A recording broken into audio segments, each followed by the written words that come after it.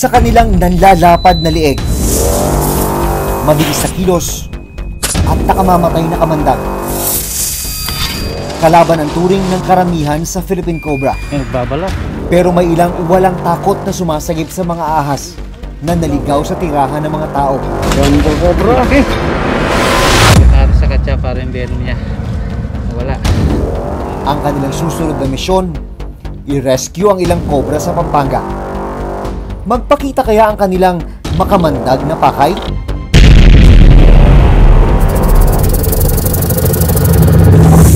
Yun! Uy! Meron na! Yun o! Tumatayo!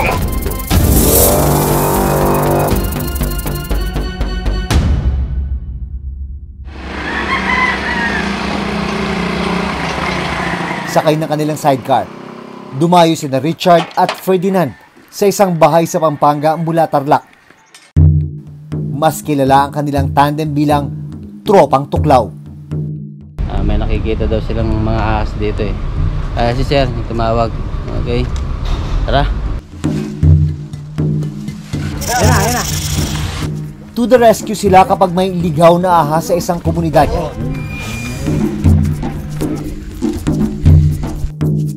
After 2 hours ng biyahe, nakarating na yung Tropang Tuklaw dito sa Lubao, Pampanga mula sa kanilang lugar sa Concepcion, Tarlac. May nag-report kasi sa kanila na meron daw nakitang cobra sa bakuran na yan. Tingnan nyo naman yung lugar, ano? Sarap ng bakuran, rice field, sa loob ng bakuran, medyo masukal. So, hindi talaga malayong meron ngang cobra na nagtatago dito. Nung mag-gas cutter nga ako, meron naman akong nakita. Ang ginawa ko, tinakpak ko. Ewan ko kung yung pagkatakip ko, ewan ko kung nandun ano. Ka. Oo. Alam man, sundutin ko pa yun, baka matuklaw pa ako. Mapunta sa'yo. Oo. Ikaw pa malagay sa panganib. Oo. Ilang sandali pa. Ito yun. Indikasyon na may ahas dito. Kasi po pag nagbalat, possible po na nasa paligid. Sa mga lakad ng Tropang Tuklaw para mag-rescue ng mga ahas, isa ito sa mga indikasyon na hinahanap nila. Hunos, yung parang damit na tinanggal ng mga ahas. At base sa nakikita nila, cobra daw yung nagtatago dyan. Okay lang ba kung nandito ako sa tabi niyo? Layo lang po kayo. O sige, lalayo pa tayo. Walang proteksyon yung kamay. Ako kinikilabutan sa mga to. Sanay na yung galawan nito. Walang katakot-takot. Maya-maya pa. Yun! Meron na! Ayun nga, pero nga, ayun o! Ayun o! Ayun o, tumatayo o! Nakakilabot din pala. Anong ko? Laki din! Anong unang-unang gagawin pag ganyan, pag nahuli? Hindi, pakakagat. Pakagat. Bakit nyo ipapakagat? Para sir yung kamandag issue. In case na, para maiwas na rin po yung disgrasya.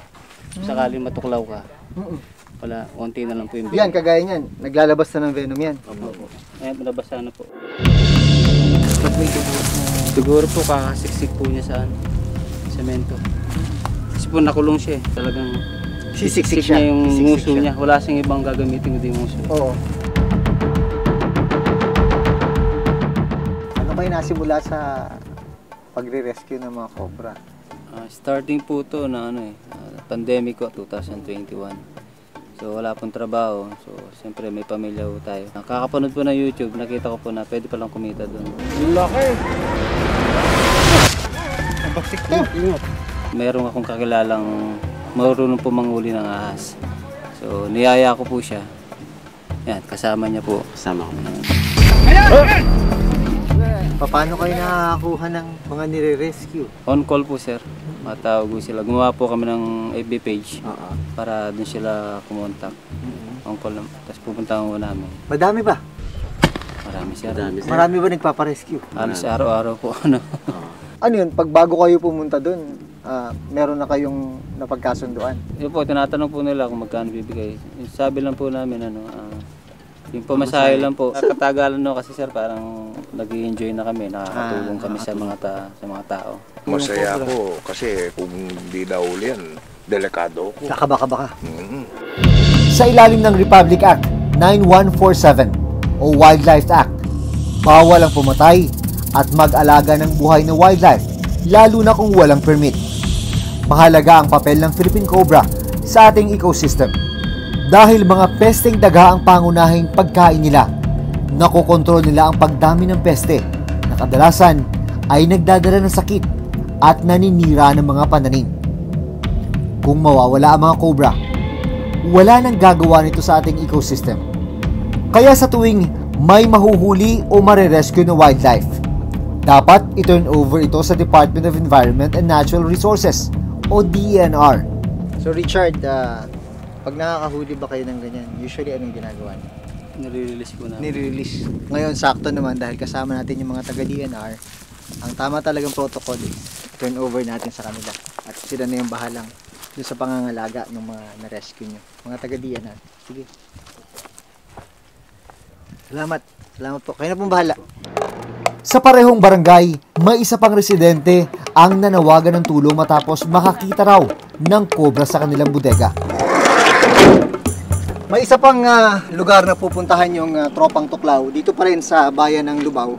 Merong naispatan na ahas daw dito. Tignan natin kung anong gagawin ng grupo. Pagdating namin sa bodega, mga bakas na lang ng cobra ang naabutan namin. Napatay na pala ng residente ang ahas. Ito yung marka ng dugo ng ahas na naiwan dito sa bodega. Makarang mapatay ng isang residente. Ito naman yung litrato. Ito makikita kung gaano kalaki yung cobra na kanyang napatay. Nagawa niya raw yun, dala ng takot. Takot para sa kanyang pamilya at para sa kanya. Baka raw kasi sila pa yung malagay sa panganib. Kailan niyo po napatay? Noong isang gabi, bali 4 na gabi na ngayon. Eh galing siguro sa kulungan ng baboy. May maraming longgasal. Paano niyo napansin? Eh may pumasok dyan yung manugang namin. Nakita, pumasok.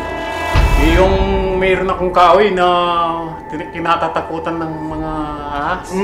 Pag tinamaan mo, mapipilay. Bakit po ba? Bakit niyo po naisipan na ito yung tamang paraan? Patayin ko na. Baka makatulong ng iba. May mga bata ba rito? Oo, marami pong bata dito. At dahil kasama namin ang mga taga-DNR ng Lubao, Pampanga, hindi nila pinalampas ang pagkakataon na paalalahanan si Mang Manuel. Bawal po yung pagpatay doon. Kung sakali man po na may nakita po kayo, may sightings po, may nakita po kayo na cobra, pwede nyo naman pong ipagbigay alam sa amin.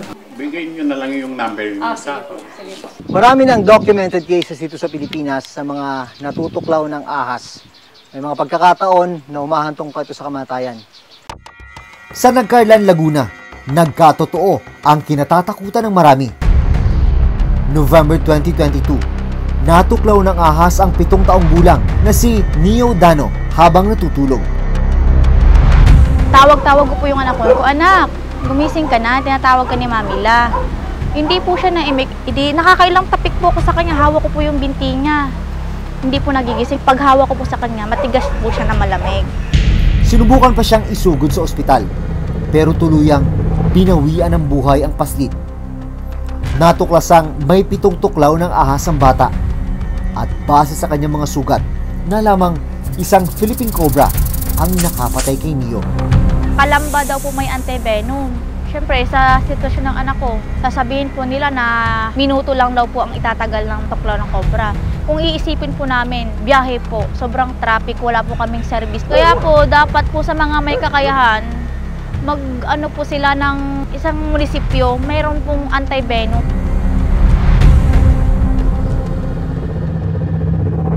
Sa tulong po ng mga kapitbahay namin, nahinalugog po nila yung bahay, yung higaan po, yung mga damitan, inano po lahat ng mga nakataob, mga ilalim-ilalim.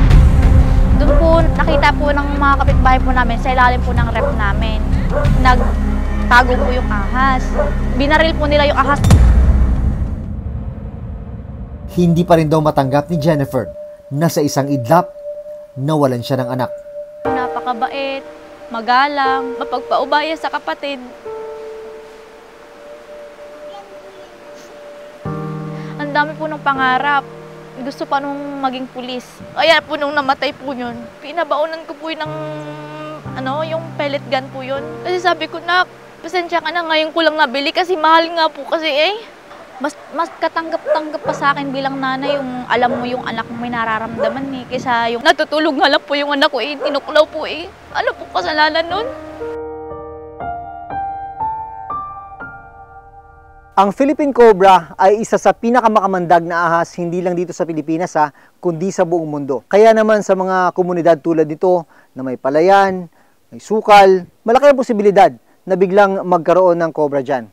At dyan na nagsisimula yung tinatawag na conflict sa pagitan ng tao at hayop. Paliwanag ng eksperto, kadalasang napupunta sa teritoryo ng tao ang mga ahas dahil na rin sa paghahanap nila ng pagkain. Posible ring nasira na ang kanilang natural habitat. Near threatened na ngayon ang Philippine Cobra.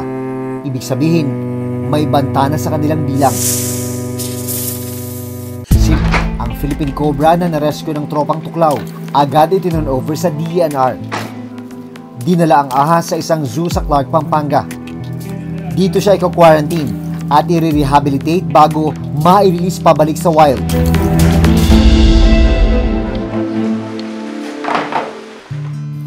Mapanganib man ang ginagalugad dina Richard at Ferdinand. Sapat na raw ang natatanggap nilang pasasalamat mula sa mga residente. At ang makitang parehong ligtas ang tao at ang hayop. Parang masaya kami, marami nagpapasalamat. Pero hanggat may tumatawag, siguro di kami hihinto.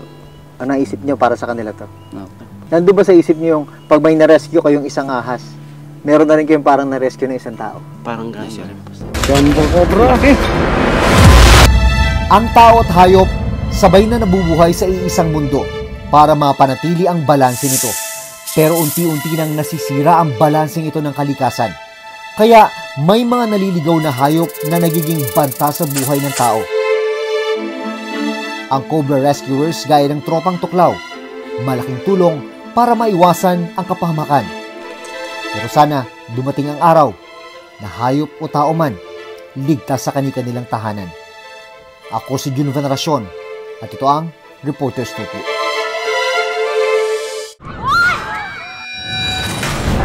Sa cellphone video na ito, makikitang pinagbalingan ng galit ng mga kabataan ang gwardya.